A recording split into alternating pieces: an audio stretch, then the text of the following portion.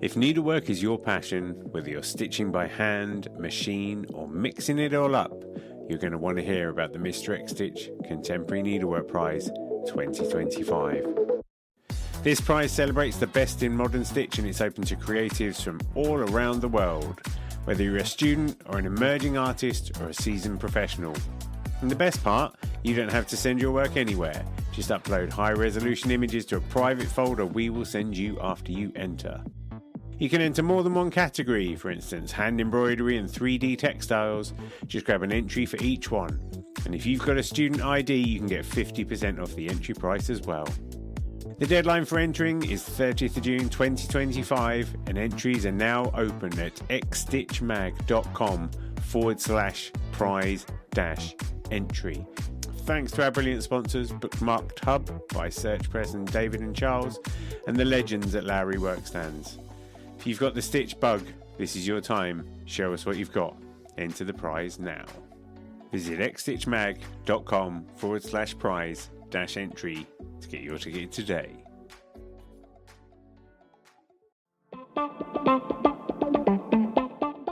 Welcome to NeedleXChange, the podcast where we unravel the threads of contemporary textile art. I'm Mr. X Stitch, and in today's episode I'm talking to the incredible Rosie James, a machine embroidery artist known for capturing fleeting human moments in stitch. Rosie's work is all about movement, liminality, and the stories that unfold in public spaces. This is the first part of our NeedleXChange, and we explore Rosie's artistic journey from her background in textile design to her discovery of free motion embroidery. We talk about the influence of photography on her work. We talk about the philosophy of waiting and how she translates the energy of crowds into textile art. If you enjoyed this episode, then you're going to also want to listen to episodes 73 and 74 with Harriet Riddle, another machine-stitched storyteller. I'll be back next week with the second part of the conversation, but if you've enjoyed this one, feel free to share it with somebody who will also appreciate it. Thanks very much. See you next week. I had an interesting thing today, which actually, as I was hightailing it back from the gallery, I thought it was an interesting overlap, where I was talking to one of our volunteers and she was talking about absurdism, which I thought was like, she was talking about absurd literature and the idea of absurdism. And I thought it was I said like Vic Reeves and Bob Mortimer, because they're pretty absurd. Yeah. And then she said, that's more like Dadaism, at which point I went, clearly I don't know what I'm talking about now. But bear with me on this, because, and I'm just going to quote something. I asked the internet what absurdism was, and it says, absurdism is a philosophical theory that explores the conflict between humanity's desire to find meaning in life and the universe's apparent lack of inherent meaning or purpose. This tension creates what is known as the absurd.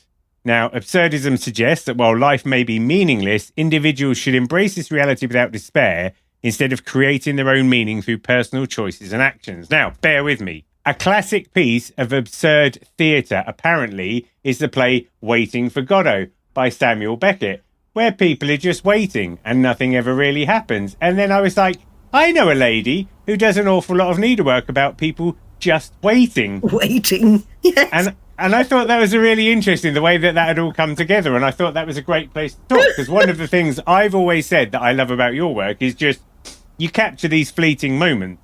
Yeah. But they're moments of nothing, but you've captured them so they become moments of something. Yeah. And I'd love to get your take on all of that. Well, it's interesting you point out that people are waiting, because I hadn't really thought of that, but they are. Yeah, they're mostly waiting. Or they're sort of sitting around, or they're walking about, but they are kind of absurd, I suppose, isn't it then? Because they're just waiting around, and, well, I've captured them, so they're going to be waiting around forever. Yes. So if they were waiting for that train at the time, or they were just... A lot of the time, though, they are waiting, but then they are... because I use photography, I take a photograph, and then I stitch from that. So I've taken a photograph, so I've captured them as they are walking along. Or so they might be walking along, so they might not be waiting, but they kind of then, once I've captured them, they've stopped, haven't they? They're no longer walking along, they're mid-flow. And But the one I'm thinking of is the piece where they're standing on the station, waiting for the train. And I started off doing all people in stations because there's loads of people and you're not moving very fast, so they're easy to get pictures of. And those people were stood on that platform in Maidstone, and I sat on the other side so I could get loads of pictures of them. And they were all going to London, so there's absolutely loads of them. And I'm on the other side, where the trains go from London deeper into Kent. There's nobody going that way, really. And so it's a perfect spot. There's loads and loads of people gathered on this platform. But then they sort of could see me sitting opposite, because I was the only person sitting there, and they can see me taking pictures. And they you could see them starting to think, what's she doing? Yeah. And then the train came in, and they all got on the train, and they forgot about it. Because you also have like liminal moments, like you say, like people, they're not, I mean, and I'm sort of broadly generalizing here, but a lot of the time people aren't specifically taking part in an activity. They're going between phases. Yes. Like you say, moving around. And I wonder what it is that you find curious about that, where the intrigue comes from. Yeah. That's a really interesting point, isn't it? Because the favourite places for people to gather are those, what you call liminal bits, aren't they? Where they're like, I haven't done one yet, but I want to do one in a motorway service station because they're brilliant. You get people just gather there for a bit and then they're off again, aren't they? It's just like this weird space where and also it's one of those places where every kind of person is going to end up in there, whether you're rich or you're poor or you're young, you're old or whatever. And so it's a really good place for people watching. But the few motorway service stations I've been in lately, they've been packed, absolutely packed. And anyway, yeah, so that's so there's motorway service stations, airports, railway stations. They're all in between spaces, aren't they? They're not. You don't go there for the day. You don't go for a day out in a motorway service station. Well, I don't know. Maybe some people do. Horses for courses. It made me think of like when you do like meditation stuff. Sometimes they get you to concentrate on the bit in between breath. Oh, yeah. And it's almost akin to that, isn't it? These are places where people are just pausing for a moment or something. Yeah. Well, that's interesting. The bit between breaths. Yeah, like that's the bit, the in-breath and the out-breath is like the flow of life, and the bit in between is the stillness. Yeah. Like the godliness, maybe. The bit in between. Not sure you're going to get godliness on Knutsford services on the M6 or something. It doesn't feel the same. Yeah. At the moment, I'm looking at airports because this group I'm in, Art Textiles Made in Britain, we have a different theme every couple of years. So this year it's flight. So I thought, perfect, I can go and look at people in airports. And the last airport I was in Athens. Actually, it wasn't the last one, but it was in Athens in October last year. And again, it was absolutely heaving. It was just crazy. So I've got loads of great pictures of people and suitcases and stuff. And there's some intentional dressing, isn't it? I always think if you're going to go on a plane, you're not dressing naturally. You're dressing slightly strategically if you've got your wits about you. Slightly what? Strategically. Maybe you've got the shoes on that you don't want to put into your luggage, or maybe you're dressed for comfort rather because you're going on a long journey. Yeah, you've got those clothes on that you sort of don't want to put in the bag. That you just but you want to be comfortable on the plane. And so you see a lot of people wearing their comfortable clothes that they might loll around in on the settee of a night, and they're wearing them. And they've got all their sort of weird cozy things, the thing to put around your neck and your little things like that. Like they're going to really get comfortable, and they're going to be squashed in a tiny seat on a plane with loads of other people. So you've got to make the most of it, I suppose, haven't you? But yeah, it's they're really interesting places because there's so many people. People are sitting on the floor and just sort of practically on top of each other.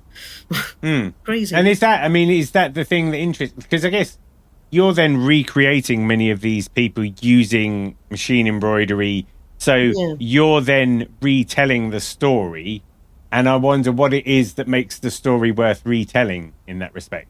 Yeah. Well, I suppose what I'm interested in is where you have all these that are all kind of going in a line and they've all gone to this point, this sort of hub, to carry on along that way. And we're all kind of doing that, but we're not not meeting all these other people. We don't speak to them. We're just sort of brushing past each other, aren't we? And so there's it's like a weird moment sort of capturing where we're all kind of like in the same space as all these other people. And then it's like, there's a station in Paris, I think it is. Probably Gare du Nord. And when you go down a floor, there's this huge area where there's like corridors and people are coming in and out and sort of whooshing past each other, and they're all walking very fast, and there's a lot of them. And you just think, how are we all doing that without bumping into? Nobody bumps into anybody. Nobody, it's sort of like not a narrative. Well, it kind of is a narrative, but it isn't, because they're not. They've halted in their journey. Do you know what it's making me think of is murmurations? Oh yes, yeah. They're like human murmurations, aren't they? We're all doing a certain dance, and then we're going to go off and be starlings in a different tree or something. Yeah, I love that. Human murmurations. Kind of is, isn't it? Yeah. Yeah. That'll be the title of your next book. Thanks very much. Exactly. Yeah, love it. Human murmurations. Yeah, because we all come together, and then we're all perched on the ledge, and we all go whoosh. Yeah. But you're doing that intricate dance, like you say, all together for a moment or two, and then I don't know whether starlings, whether they're gossiping as they're murmuring or whatever, but it feels like they're very in town where the gallery is quite sweet, but there's lots of pigeons, and every now and again you get the pigeon version of it, which is a lot smaller and they're a lot bigger, but nonetheless you just sit and just watch like 40 pigeons all just like flying around together. Yeah, the pigeons do it, don't they? Yeah. Yeah. And how they must talk to each other, or does one of them go off and they all think, oh God, we better go. Darren's off. Let's go follow Darren. Darren's gone, off we go. Yeah, it's weird, isn't it?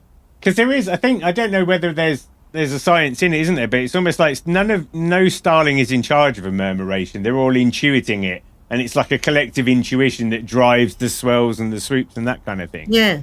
And then at some point there's a break. Like one of them they're just they all kind of... Maybe at some point someone goes, the departure gate for London to Zurich is now open, and the birds go, right, go off and land in a tree. There's some version of that. That's what's weird again, isn't it, at these places, stations and airports. That voice comes out and our little heads go, oh, and then we all go, or some of us shoot off in one direction. Yeah.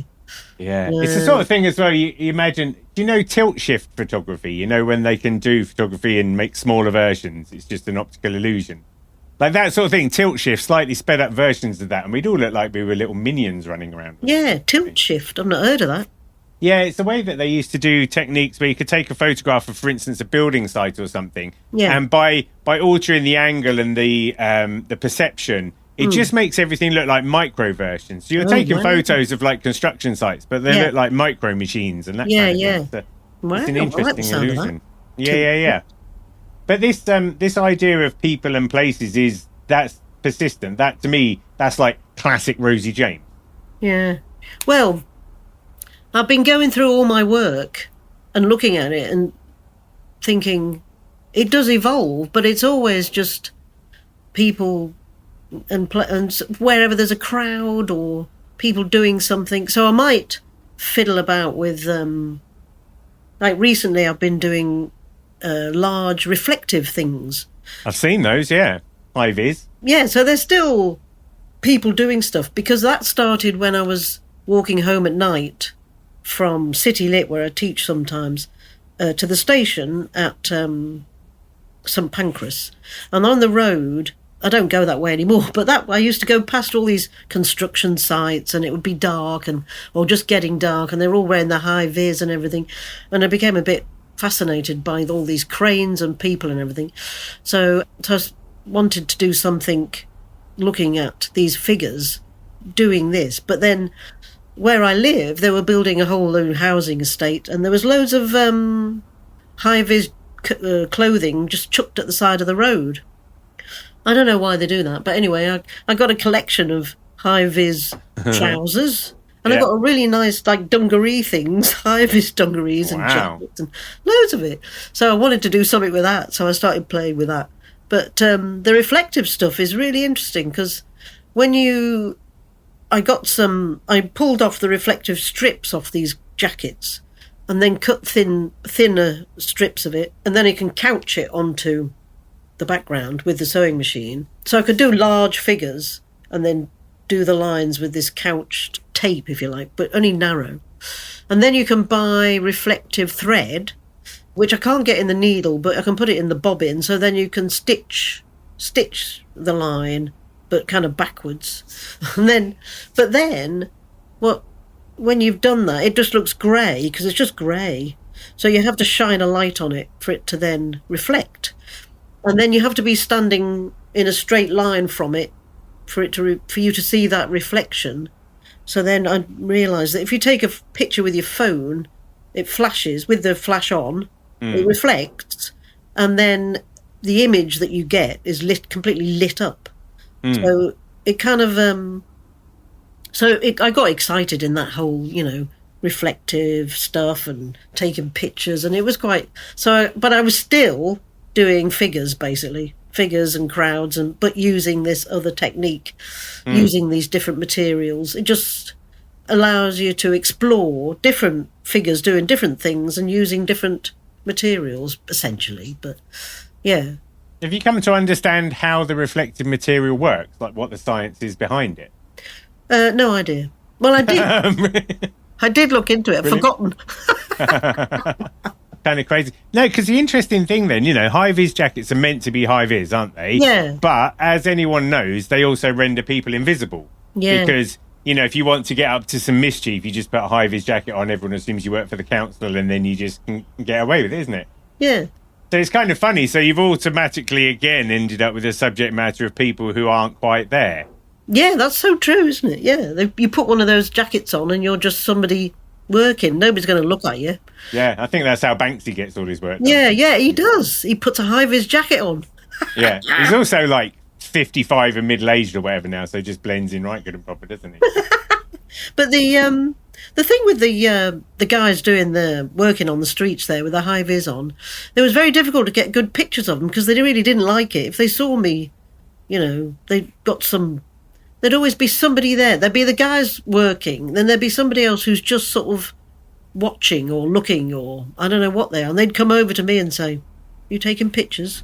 Yeah, they didn't like it. I suppose, I don't know.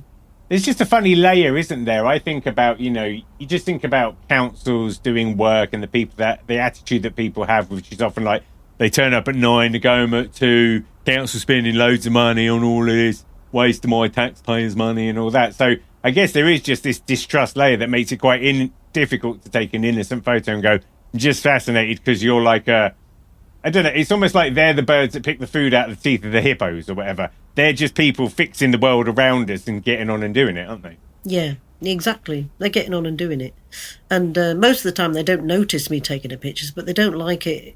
I think it's just building and construction, isn't it? They don't want people knowing what they're building. They're very secretive about the whole plans for the building, and maybe they think I'm going to go in there and put a bomb in it or something. Job them into English heritage or I something. Might. But they but when what I like about doing them is it's I've had a lot of people love it. Like when you could do an exhibition or something, the men particularly just and then as soon as they see a picture of a man drilling, it's like, wow, look at that. So it's different audience. And then if it's reflective as well and you can play with your phone, that's quite fun.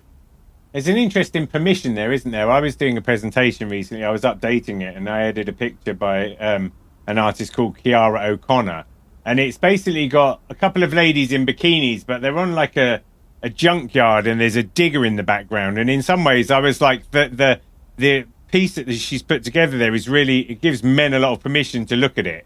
Yeah. Which is a dumb thing to say because it's almost like a cliche, but sometimes you feel like the strength of needlework and what it represents is so strong that for your average Joe, Yeah. Maybe they need a bit. I mean, it's the same as my whole shtick, isn't it? I'm a guy. I do needlework. I haven't been hit by lightning. It's all right. That kind of thing. Yeah. No, I love it. I like that kind of industrial machines rendered in stitch, because it's sort of, you know, putting these two things together, which you don't see that often. And, you know, making something so sort of, I don't know what the word is. I was going to say macho, but it's not something that's so industrial, and then making out of something so domestic almost, with embroidery threads and stuff like that. You know, those two things together. Bingo. I agree. And I think there's that contrast to me is something I find that I respond very well to when someone does bits and pieces. Like there was an artist at the Hand and Lock Prize, Kate Johnston, and she had a chaise long, and she'd kind of, I think it was machine embroidery as well, but she'd done like traffic jam. Yeah, brilliant. On a chaise long. And the contrast is so great because it's like, I don't know, I was going to say Wainwright, he's not a poet.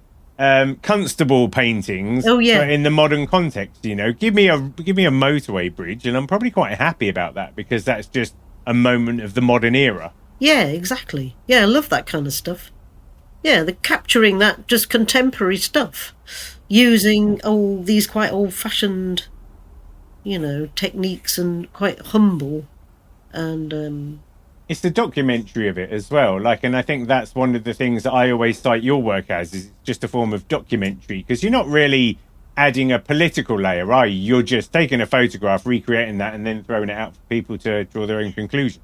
That is exactly right. There's nothing. They were just there, so I took a picture of them, and now they're stitched. So I've just documented it. Yeah.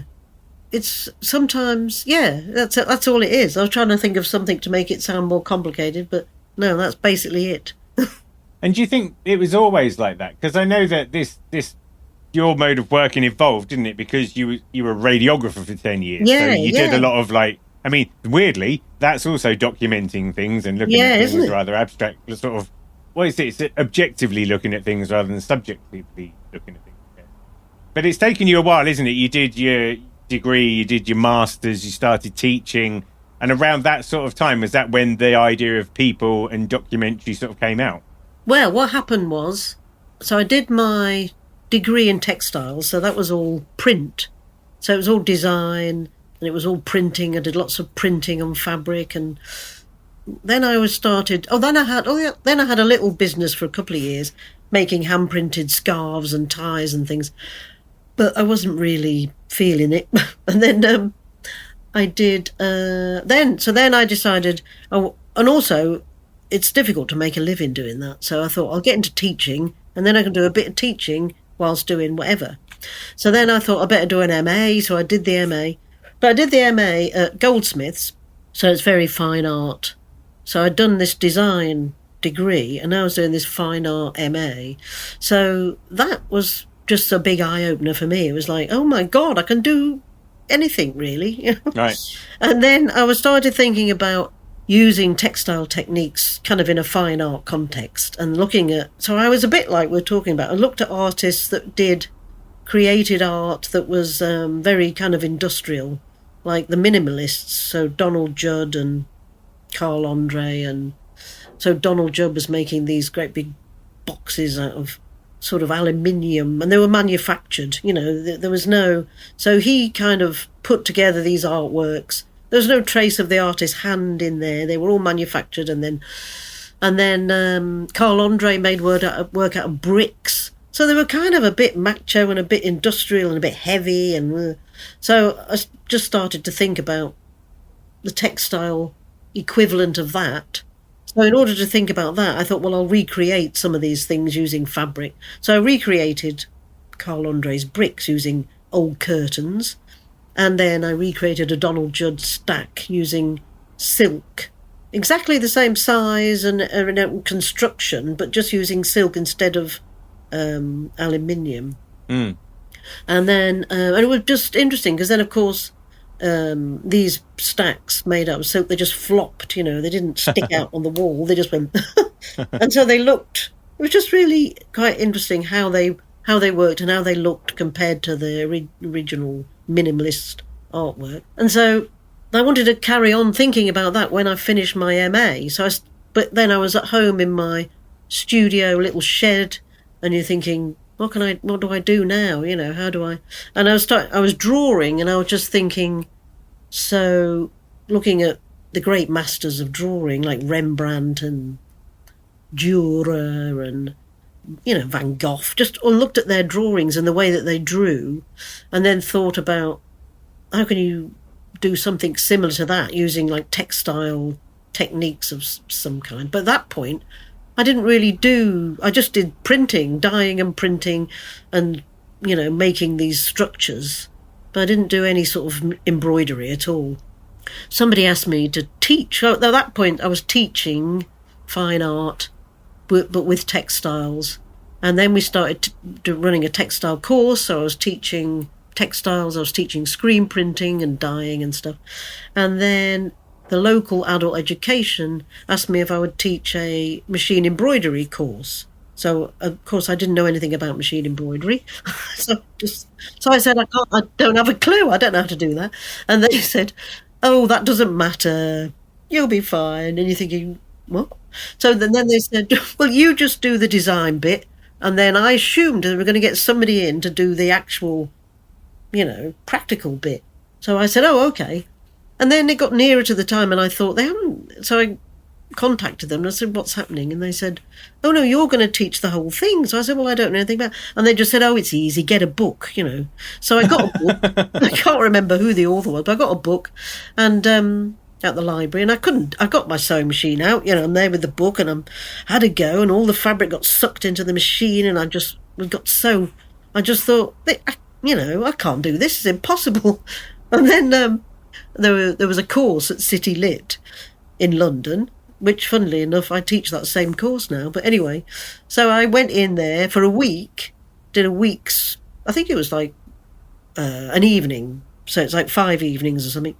And I went in there. It's much easier when somebody is there to show you, and they've got proper sewing machines that, you know, love doing free motion embroidery. So, of course, we sat down, got on with it, and I was like, wow. And because I'd been thinking about, you know, the drawing and textile techniques and things, I just suddenly thought, now you can draw here with this. So that's how I started. And then I thought, what am I going to draw? I need to draw something. And how am I going to get it? You know, I didn't have a clue how to get it on the fabric and all that. But so I think I took some photographs at a friend's beach hut of all of my people on the beach and sitting around, and then just traced them directly onto some see-through fabric and then stitched them. And then I just got a bit hooked on it then. But because I'd started off as well doing these people sitting around, I don't know why I didn't do something else, why I went for those people. But also one of the other things I did was I took a Dürer drawing of a hand and blew it up really big and then tried to stitch that. So that was quite good because then I could see how he would translate all the marks that he'd made with a pen. You know, how could I translate that into using this sewing machine? And so then that kind of showed me a lot about how you've got this machine in the way. You know, when you're drawing with a pencil, it's direct, isn't it? Your hand is kind of moving and the pen moves on the paper. But when you've got a sewing machine, you kind of have to do what the sewing machine wants, don't you? So you sort of, and it just wants to keep going, basically. Just keep going. I was talking to Harriet about it. There's a couple of things I want to touch on there. Yeah. But yeah, when you're doing machine embroidery, you're moving the paper and not the pen. I always think it's like the inverse of it, isn't it? Yeah, exactly. Yeah, that's so true. But so you've only been doing it for like 15 years. I'm glad to have assisted there. But I've seen the Dürer piece. There's a lot of like cross hatching. There's a lot of line work in there. Yeah, because he does loads of that. Yeah. Yeah. And so the interesting point is then, as you said previously, it's a continuous line doing machine embroidery. You don't really want to have to stop and start. So you've got to presumably learn to edit your work to get the effects you want without taking the pen off the paper or the paper from under the pen. Yeah. Yeah, exactly, because he does a lot of cross-hatching, and then so just by trying to copy his work revealed to me that you don't want to do that. No, you don't want to do any of that shiny little lines. You just want to keep going. So yeah, you adapt it so that you can keep going. And sort of, so you end up with this very specific kind of effect, don't you? This definitely a sort of type of drawing, contour kind of drawing with lots of just keep going. And it's the same with Harriet. Like, the interesting thing about Harriet's work particularly is she's like improv, you know, so she can sit down and do someone's portrait then and there. Amazing. Which is it really is. It's a skill set I'm in awe of. I don't know how she does it. Yeah. Your work's slightly different, I think. I think yours has that more, I don't know, it's more like a technical drawing. I feel like you do well to capture the people, but you don't necessarily lean into the details. You get the overall piece, the shape of their textures and those kind of things, rather than maybe making sure their nose is exactly right. Yeah. And I just wondered whether you can speak about that, because obviously you and Harriet have taken the same principle, drawing people with the machine embroidery, but have gone in different paths. So she's basically sitting there looking at the person and then drawing them directly from looking, isn't she? Yeah, like you say, I'm in awe of her ability to do that. I mean, there was an artist a Japanese woman, and she used to do life drawing, and she used to do hand embroidery directly looking at the figure, you know, and then stitch directly, and she had these amazing life drawings. And again, I used to just think, I don't know how they manage it, because if you're looking at the person and then you've got to move the machine around, it's just amazing, isn't it? So I feel like I'm making life easier for myself by just taking a photograph. But the reason why also I do that is because if I was to draw, sometimes I do draw direct, you know, in a pencil and paper when I'm out and about. So I'm looking at somebody and I draw them, but then it's too quick. And you're capturing a fleeting moment of it. So you've got lots of marks in there, and you know, it creates a great drawing.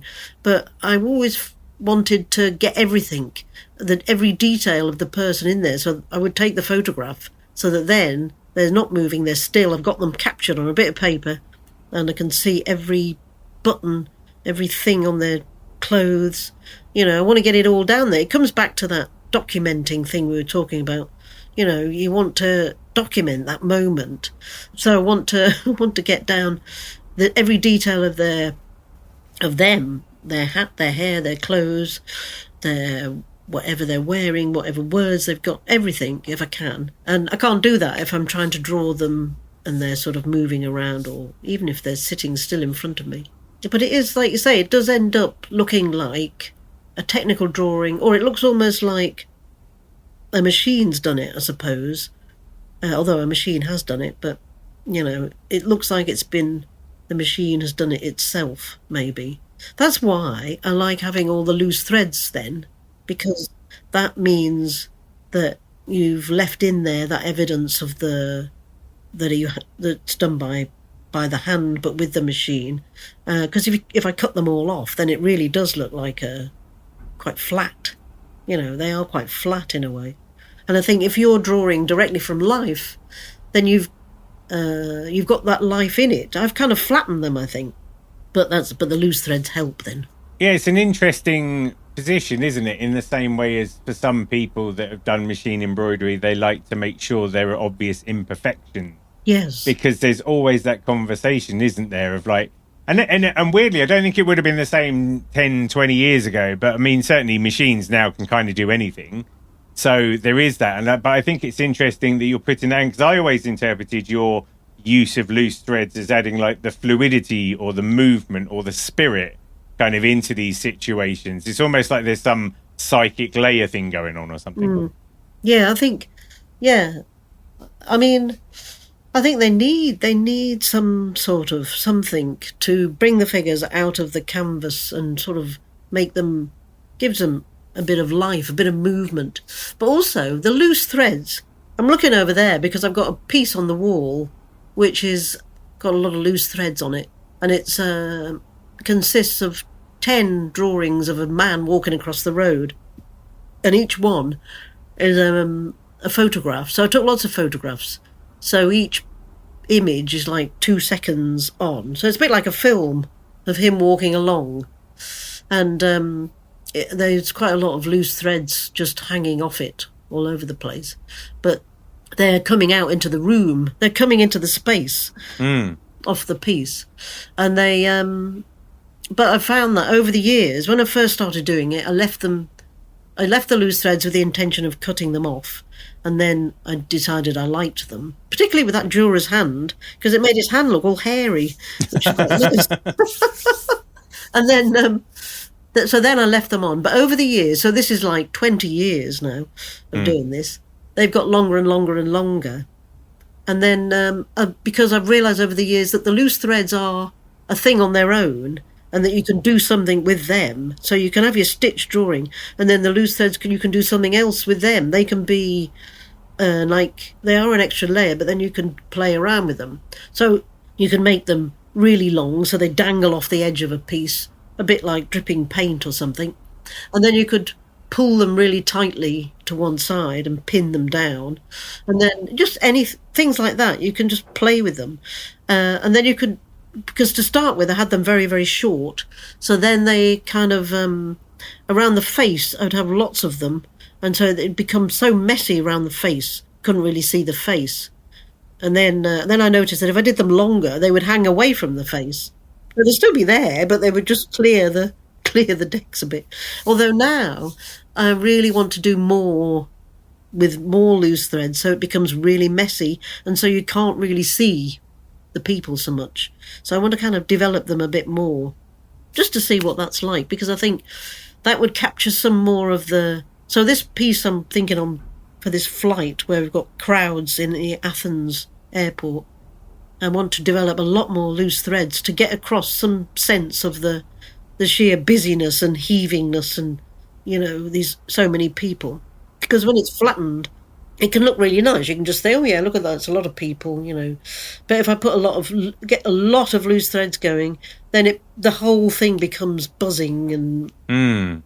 It's like the humidity, but it's not just a weather thing. There's like a human interaction humidity, isn't there? There's people, children crying, people waiting, exasperation, all of those things. And you can place that there, can't you? Like a sort of a language layer with the thread. Yeah, exactly. Yeah, because when you're actually in a place experiencing something, so you're looking and you can see, but like you say, you can hear, you can smell, and you start to feel anxious maybe because you're waiting for the flight and everybody's a bit anxious, so there's a tenseness. And how can you capture all that in a flat bit of fabric? How do you do it? So you could try and do it through the actual drawing element. You can try and capture expressions on people's faces maybe, or have some screaming children in it openly going but even that, then it's still we're still just looking at it thinking, oh yeah, that scene looks, because we're not in it. So I think trying to bring out these loose threads, I'm going to see what happens, but I think that would be a way of in getting that across, but also overlapping the people more so that they're all, I've kind of, to start with, I used to have all the people kind of very next to each other, but never on top of each other. I think they were all kind of like neatly placed, really. So I think they need to get a bit more messy. Well, I noticed that, a tool you've used for quite a long time in that respect is applique, where you would have almost like pattern shadows of people behind line drawings of people, which to me almost felt akin to there being ghosts, or like there were memories of the people that had been there and moved since you'd taken the photo. And then you took that work even further when you did Crowd Cloud, because then you had all these different layers and suddenly it was more like a diorama piece, wasn't it? Where people at the front, you could walk in between the layers. And so you got that sense of like the busyness of it all. Yeah, that's true. That piece was an attempt to kind of make it so that you could step into it, into the scene. So you could go in there and walk amongst all these people and be in this weird crowd of see-through. And it was kind of like a cloud, because they're see-through and they're sort of hovering in the air when you walk around them. And they were, I think, the first kind of bigger pieces. They're like life-size pieces that I did. And I did that by accident because I applied for this exhibition in somewhere, Staffordshire, I think it was. And I sent them some pictures of my work, and I'd done this piece which was about 20 centimetres high, like pieces of card in an accordion style, and it stood up on the table, and it had these little stitched figures on the panels. So I'd taken a photograph of it, and because it was like stood up on a table, and the panels, so it was a close-up, I suppose, and the people at this gallery thought it was a wall and that the table was the floor. And so they said, "Oh, we love those, those huge figures." And I was like, I haven't. And I had to go back to them. I did give them the measurements, but I went back and said, "Oh no, they're only 20 centimetres high." But when they said that, I went back and looked at the picture and I thought, they would be amazing if they were that high. So I scaled them up and did one. And of course I realised that when you scale them up, because this picture, it was just a small piece, but in order to recreate that, the actual threads would have to be much thicker.